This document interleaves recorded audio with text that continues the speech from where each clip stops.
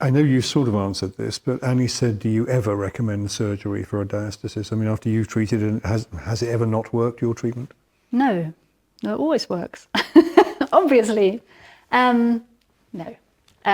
No, most patients get so much better that they don't need anything else. And then often the motivation of getting somewhat better will help them with weight loss. And, you know, it obviously depends on the patient's resources and their willingness to engage in the process. And is it always painful? Is there always back pain or abdominal pain, or do people sometimes come to you just for cosmetic reasons? Yes, that's quite a few women would just like a flatter, nicer tummy back. Yeah. Especially if they are actually quite thin. Yes. Yeah. So. And I'm presuming that you have just as much success with them as you do with. Yeah. Okay. Jess says, this is great.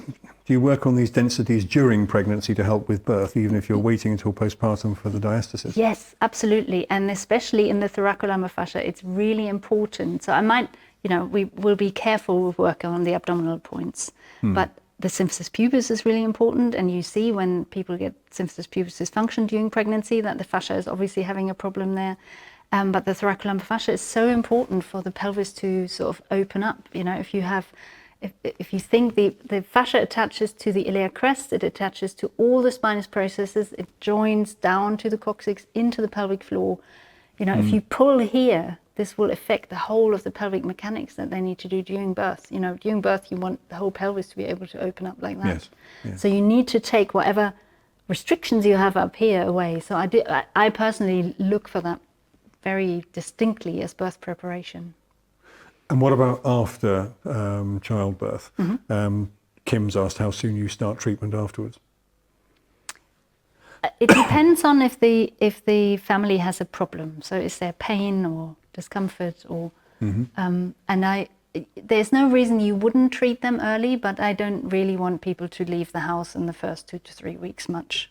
So I wouldn't recommend to do treatment that early, because I think they need time to establish breastfeeding, to just have general wound healing happening, to sleep when they can. Yeah. So in that sense, but there is no reason you wouldn't treat really early on if necessary. Okay, and what about caesarean section? That presumably can cause a whole host more problems. Yes, because obviously, you're cutting through all the fascias here when you're doing a caesarean section, and so that needs to be mobilized. And you've had this beautiful show where you looked at abdominal scars and back function as well, and they need to be mobilized. Any type of peritoneal scar for the peritoneal sphere, but also scar tissue in the abdominal muscles needs to be mobilized, and that can be a caesarean or any other scar.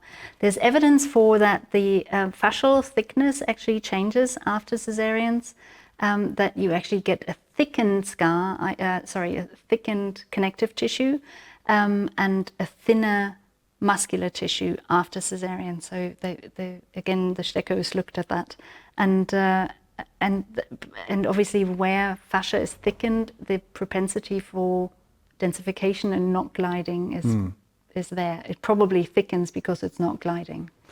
And just going back to that not gliding thing, Pip has asked, and you did demonstrate this, you did talk about it, but just very quickly, could you run through what it feels like when you find a densified element of the fascia?